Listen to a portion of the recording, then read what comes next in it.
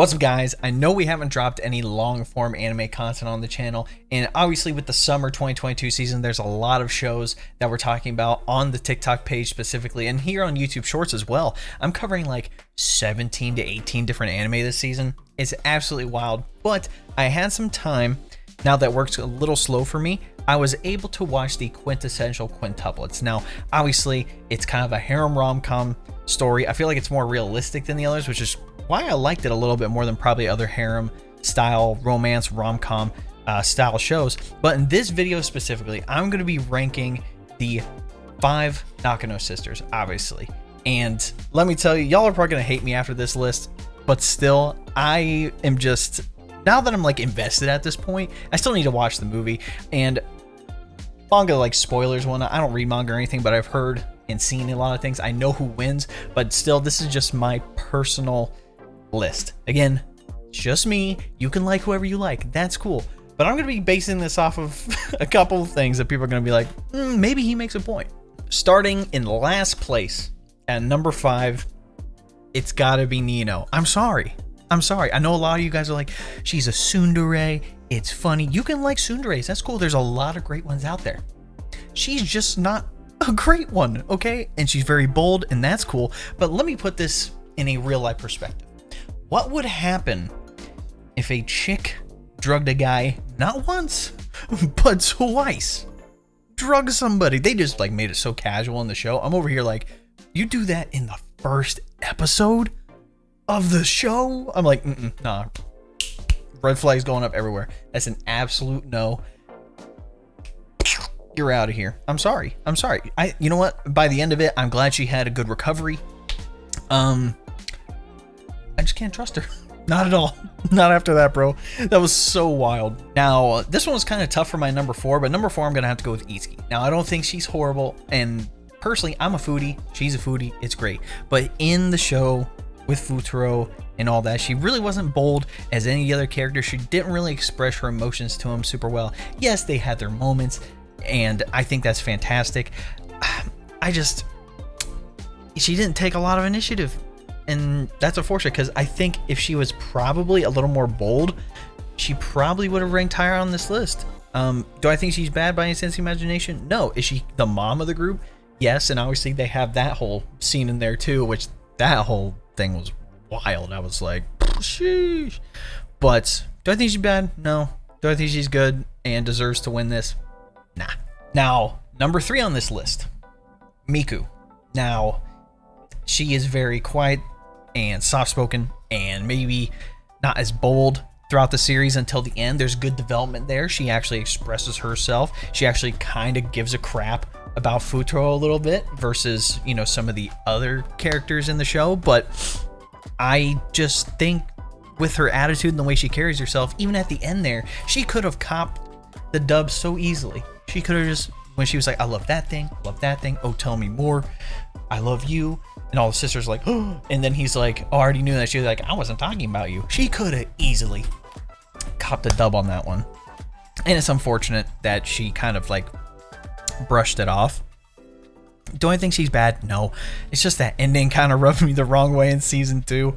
But, you know, she does deserve happiness. I will admit that. She deserves it more than Nino. I can say that for sure. Miku kind of takes the cake for, you know, being bold right there at the end, but also expressing herself more throughout the series. And yeah, so for my number 2, and y'all are gonna hate me for this one. You can hate me all you want. You can hate me all you want on this one.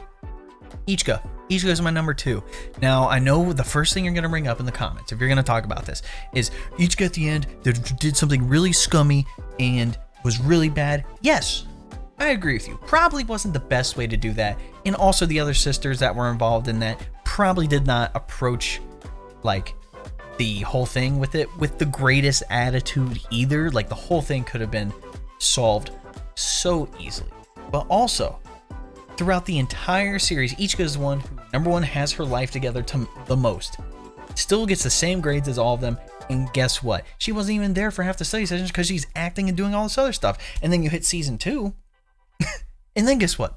She's the one who has to pay for the apartment. She has to pretty much like keep up with the lifestyle of her sisters. Like, yes, Miku and Nino get jobs. Like, that's fine and all, like, but still, like, she's pretty much carrying the team. She has her life together. She's probably, it's weird too, right? Because like she's so confident acting, but can't tell Fuutarou how he feels straight up, like Nino, right?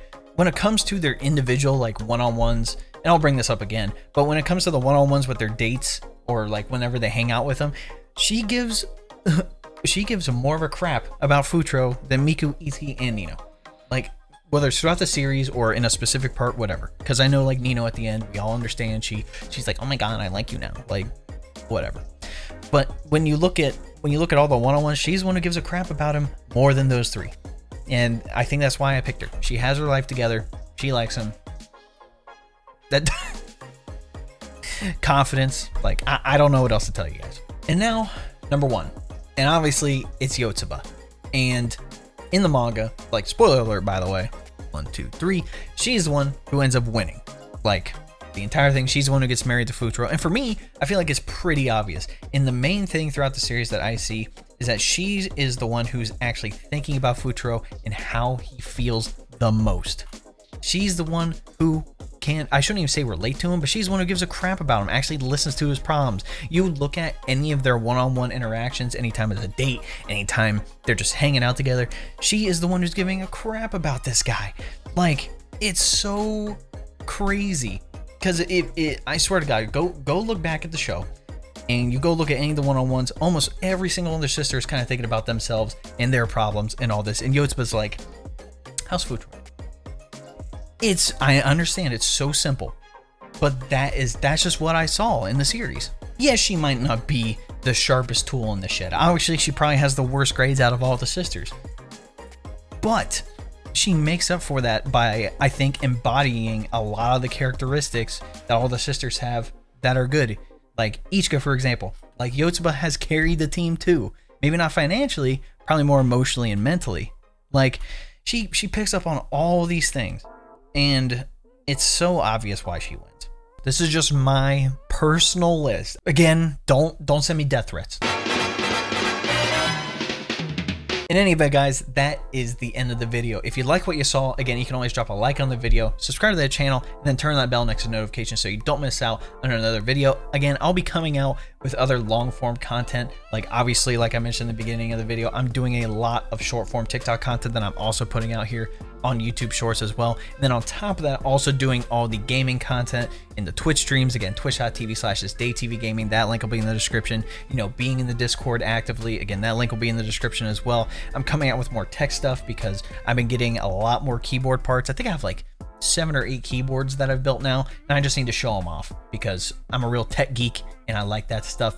But like I said, if you guys want to interact with me on social, all those links are in the description. You want to subscribe to the channel, awesome. I appreciate it a lot. But in any event, hope to catch you guys in the next video. Cheers!